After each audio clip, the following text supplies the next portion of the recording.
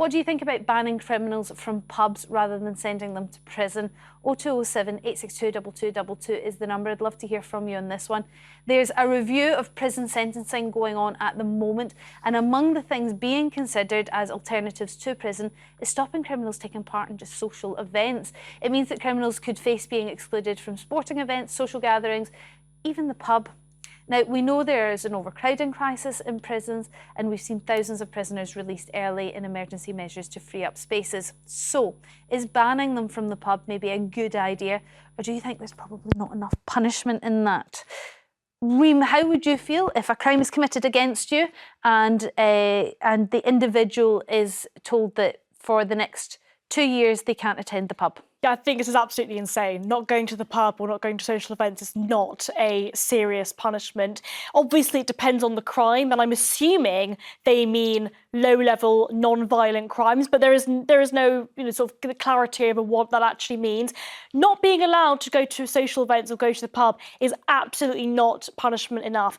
Now, I do think that we seem to be quite mismatched when it comes to the punishments we give people. I mentioned earlier there was that case of the Tory councillor's wife who made quite horrible comments online, but then was put into prison for 18 months. That should not have happened. I don't think that should be a crime at all. I think it was 31 months, actually. It's absolutely but probably insane. only serve 18, presumably. Yeah, probably. For sending a mob to burn a hotel. She's not sent a mob anywhere, Stella. She made a couple of horrible comments online.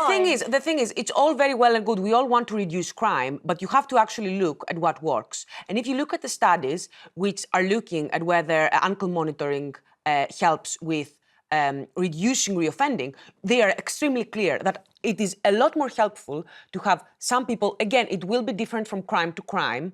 This is not going to be a blanket measure for everyone, but it helps reoffending because it means that the person can continue having access to the labour market, they can continue whatever employment they have, they can continue working, they can continue being part of their community. It means that there is less family breakdown. It means that they can continue having a stable housing situation so that they don't have to become a problem when they come out of...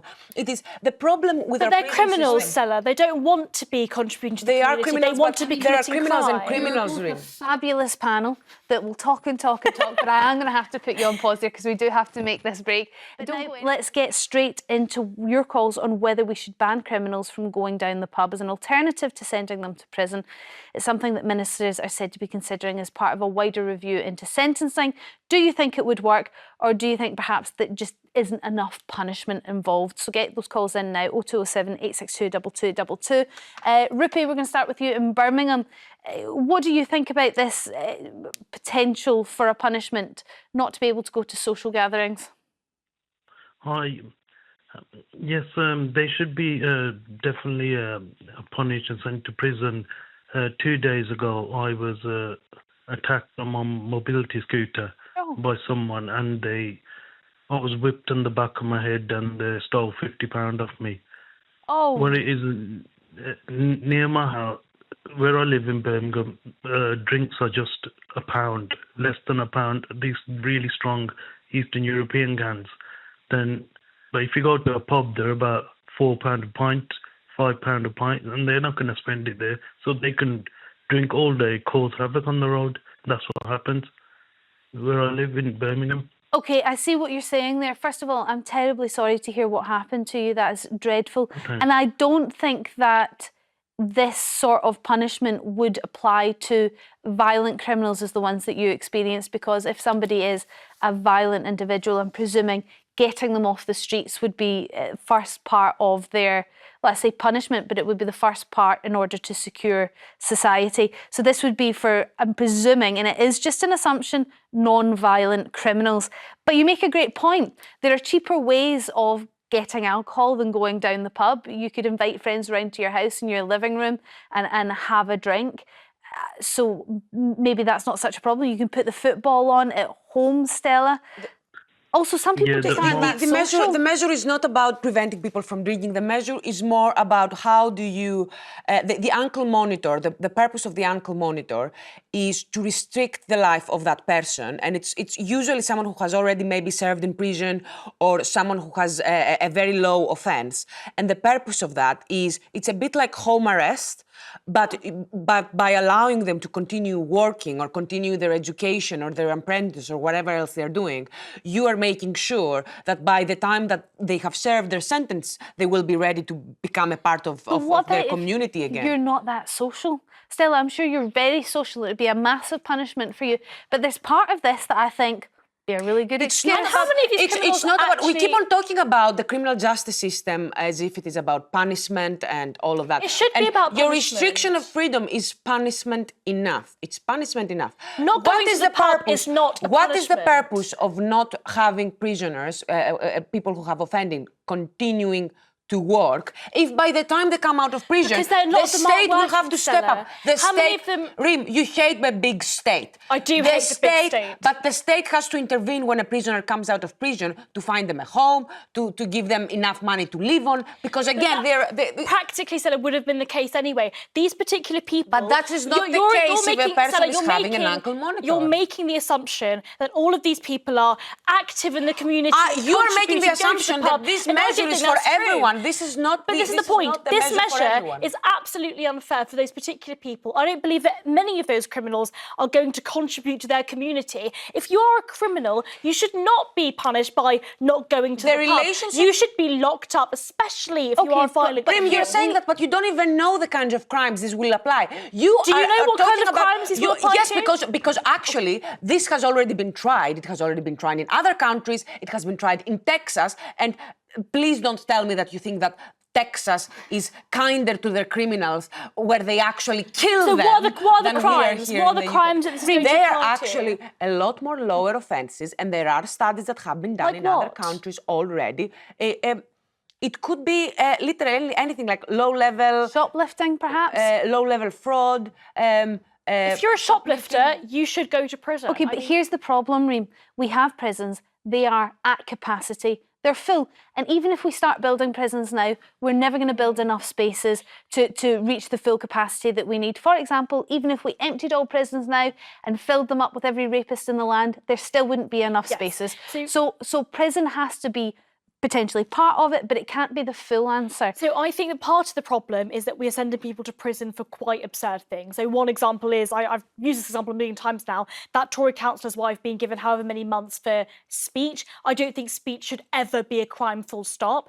I also think that low-level drug crimes, for example, being in possession with marijuana, that shouldn't result in a prison sentence. The point is, if you have shoplifted and committed a crime against somebody else, so not, carrying a drug is only hurting yourself. If you are effectively hurting other people, stealing from other people, or indeed trying to hurt other people, you absolutely should be removed from society. I think there's also an argument to say that the drugs industry does hurt people. Tony from Essex, what's your view on this? Oh, basically, what you should do is, because we're low on sort of, obviously, army and things like this, if they're going to go in Borstal for 6 months, or they're going to go in there for a year, so then put them in the army for basic training for a year. And also at the same time... how do you think the army will react to that? You've got a group of highly trained, highly skilled individual professionals, and you're going to say, oh, well, we'll just throw a couple of criminals in there with you. No, I don't mean that as sectors in the army. You have to do basic training, and then before you go in the army. Okay. So, and that teaches you discipline and basically what you can do. Okay, it doesn't let you lay in bed all day playing games. But also, do see with where you're regards to the asylum seekers that are coming over, there's loads of men, rather than saying, OK, we'll put you in a hotel, you can do this, and let's put them in there while they're being processed. If their process is not successful, they can then send them back. OK, Tony, I'm going to pause you there because you're starting to go off the boil there, and we're starting to get into treating asylum seekers the same as criminals. Let's focus on the criminal element here. And actually, you may have a point with giving some basic army training. I mean, training of any kind is probably very beneficial to criminals to give them a skill coming out of prison. Is that something that could work, Reem? I know you like prison, but when we think we have to think of alternatives, maybe Tony's got a point here. Not necessarily that I like prison, but I think that ultimately people that have committed these kind of crimes should be removed from society. I think it's an interesting idea. I would be concerned about giving a criminal further professional training on how to kill people. I think that's a bit of a concern. And I think ultimately, if there is no evidence that that person is going to be rehabilitated, that shouldn't be the case. So I think actually there might be the case that if somebody has served their prison sentence, they've proven they want to be rehabilitated, going into the army or being given basic training might solve a lot of the problems that you raised earlier, Stella, about, you know, giving them housing and things like that. Actually, this might be a better way of solving that, but I would be worried about doing that before they have proven that they can be rehabilitated. Okay, Tony, thank you very much for your suggestion. Amanda from London, what's your thoughts? Good afternoon, and thank you for having me on the show. I owned a hotel which had like a restaurant, a bar, everything back where I come from, which is St. Helena. Now, we only have a population of 4,600 people. The thing is, when you cause trouble in one pub, like if it happened in mine, then they would go to court, but you ban one from one pub, you ban from all on the island. However, that is only about a dozen pubs. It cannot work here. I am all about, just like Stella said, is rehabilitating people. And there is so much that needs to be done in the UK that, you know, we have litter along the roads. It is trying to help people in that way, or teaching them the class.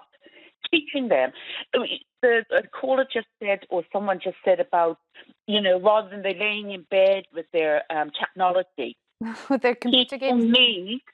Amanda, people need their mind. I think you've mentioned a few things there. I mean, you've mentioned things like community services. I think that's what you meant about the litter, and they could go out picking up litter. I suppose we're just focusing in this conversation about the pub element. And I understand in a small island, if someone gets banned from one pub, you ban them from them all, and it's quite easy for you to discuss it. But at the levels this would be undertaken, I'm not sure one pub could manage the door and make sure that all the right people are getting in and all those that are barred aren't. I'm not sure how that would work on a bigger scale, which you also commented on. But thank you very much for your call all the same. Who knows what this report is going to come out with, but I am sure we will hear from them very soon. But some of the ideas coming out have made great topics for this show.